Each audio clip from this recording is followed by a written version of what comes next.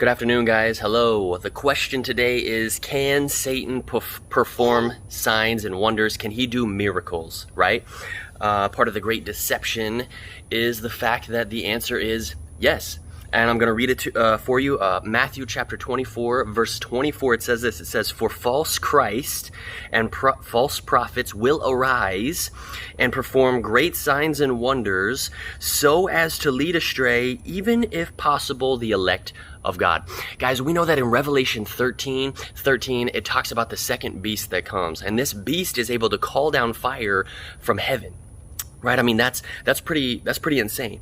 I mean, if we look at the Old Testament, right? I mean, look at when Moses went to Pharaoh and he performed his signs and wonders, right? To the Pharaoh.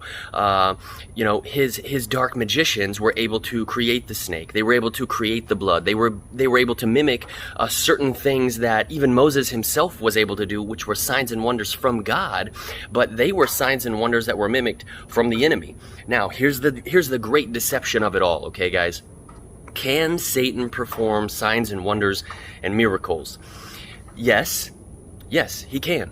But there's a huge distinction between him and what Jesus does, okay? And that's what I want to talk about, okay? So look, the enemy, Satan, he can do these things. Yes, he can. He can call down fire from heaven. He can make the sticks turn into a snake. He can make the water turn into the blood. He can even perform signs and wonders and miracles in front of people and get them to think that he is the Christ, the Messiah. But everything that he does will be out of selfishness. It'll be out of selfish, prideful gain.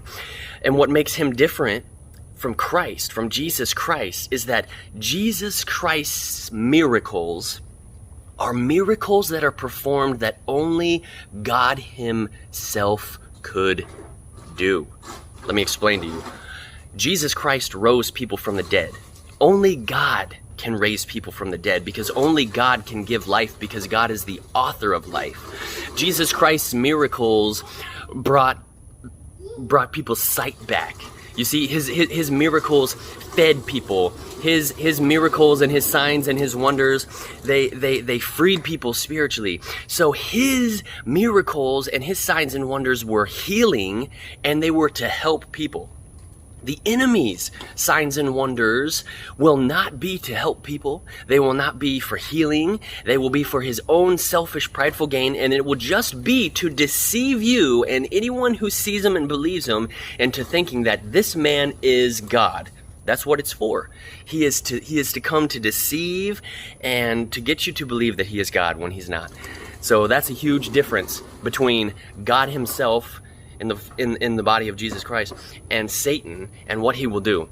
I hope that this really inspires you this afternoon to just get into the Word, to get into the, to read these things, to understand them. Guys, it is so important in these last days that we understand our faith, that we're not just out here shooting from the hip. And if people say, "Oh, well, why are you a Christian?" if you say faith, I mean, that's the answer. Like, we all know that, but like, we need to be able to defend. We need to understand, because I'll tell you, when the day comes, guys, when the day comes and the day comes knocking for all of us as to why we have to stand firm in our faith and actually believe what it is that we say that we believe, we got to know what it is that we're talking about. So can the enemy perform signs and wonders, miracles? Yes, he can. But they are not like what Jesus Christ does. So I hope that this encourages you and inspires you this afternoon to remember that there's a huge distinction, and that's what we're to look for. That's what we're to look for. The man of lawlessness, the man of destruction, the Antichrist, Satan will come onto the scene. And when he does, his miracles will only be to glorify his own name, to only glorify his own power, and only to get people to believe in him. But we already know that the one who is truly God has already come, and his miracles were to heal, to help, to bring life, and to restore. Have a good day.